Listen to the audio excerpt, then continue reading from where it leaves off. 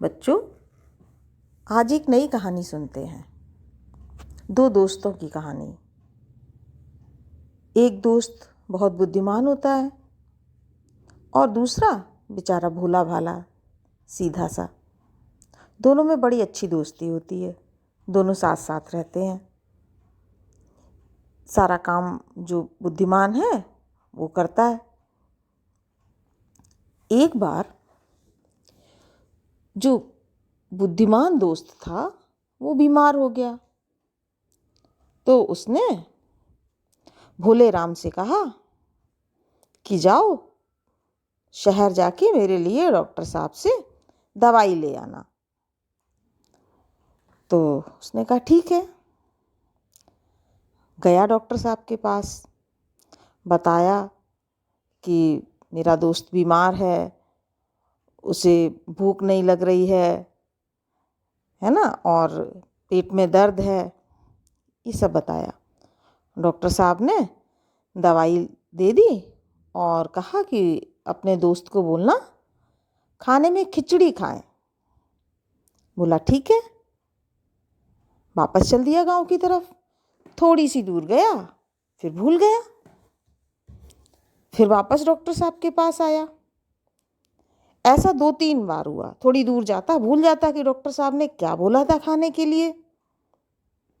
Doctor साहब ने कहा ऐसा है भोले राम, जब तक गांव नहीं आ जाए तुम खिचड़ी खिचड़ी खिचड़ी बोलते हुए जाओ। उसने कहा हाँ ये ठीक है। अपना गाना बना लिया उसने, खिचड़ी खिचड़ी। थोड़ी देर में खिचड़ी खिचड़ी का हो गया खाचड़ी खाचड़ी खाचड़ी, गाता हुआ जा रहा था। रास्ते में खेत पड़े। किसान अपनी फसल को चिड़ियों से बचा रहे थे और ढोल पीट रहे थे, है ना, उड़चड़ी उड़चड़ी ढम ढम उड़चड़ी। तो उन्होंने देखा एक आदमी गाते हुए जा रहा है खाचड़ी खाचड़ी। उन्होंने उन भोले राम को पकड़ के खूब पिटाई की और कहा मैं इतनी मेहनत से दिन रात अपनी फसल की रक्षा कर रहा हूँ, मैं चिड़िया उड़ा रहा हूँ और तुम बोल रही चिड़ियों को खाचड़ी। तो उसने कहा कि नहीं नहीं नहीं नहीं, मेरा ऐसा कोई इरादा नहीं था, आप जो बोलेंगे मैं वही बोलूँगा। तो उन्होंने कहा कि जाओ ये बोलो उड़चिड़ी उड़चिड़ी। अब भोलू राम पीछे का तो सब भूल गए डॉक्टर साहब ने क्या बोला था। गाते हुए जा रहे थे उड़चिड़ी उड़चिड़ी। पास में ही बहेलिए ने जाल बिछा रखा था। वो ताक में बैठा था कि कब चिड़ियाँ आए और फंस जाए मेरे जाल में। पर भोले राम तो गा रहे थे उड़चिड़ी उड़चिड़ी। बहेलियों को बहुत गुस्सा आया। बहेलिए ने भोलू राम की खूब पिटाई की। भोलू राम बोले अरे भैया, तुम जो बोलोगे हम वही बोलेंगे। तो उन्होंने कहा ये बोलो आते जाओ फंसते जाओ, आते जाओ फंसते जाओ। भोले राम यही गाना बना लिया। आगे क्या हुआ कि कुछ चोर पुलिस के डर से झाड़ियों में छुपे बैठे हुए थे। चोरों ने कहा कि अच्छा ये कोई खबरी लग रहा है पुलिस वालों का, ये हमें फंसाना चाहता है।